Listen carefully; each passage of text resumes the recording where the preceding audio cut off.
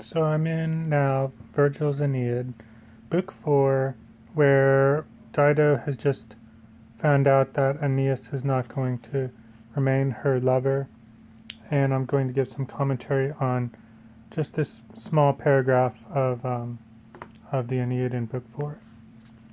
So it goes, so, driven by madness, beaten down by anguish, Dido was fixed on dying, working out in her mind the means, the moment. So I was thinking about here, as in driven by madness. That's kind of a determination. The driven is a determination, and the madness is that drivenness. So that it is fixed in her mind, and that fixation becomes the madness. She approaches her grieving sister Anna, masking her plan with a brave face, aglow with hope, and says, I've found a way, dear heart, rejoice with your sister, either to bring him back in love for me, or free me of love for him. So the grieving is from that fixation, and the plan that she has is based upon that grief, and that grief is very strong, and it becomes a way emerges, and that way is what the plan happens to be.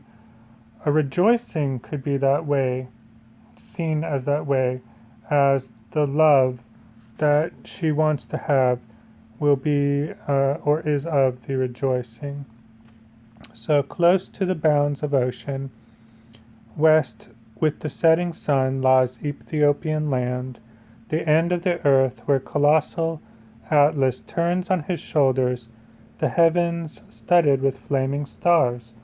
So in the about that rejoicing from before, and the love which is the rejoicing, close as from close to the bounds of the ocean, close is also considered to be related to love, closeness and love. And land happens to be maybe a metaphor for that closeness. An end, like as in a boundary, is the land. So being bound from the water, a boundary to the water, and a turn is in that ending. And the stars are what are turning. So these are kind of mingled elements of nature in this first part, where she's coming up with a plan to resolve her grief, which will be eventually where she throws herself on the pyre in grief that Aeneas has left her.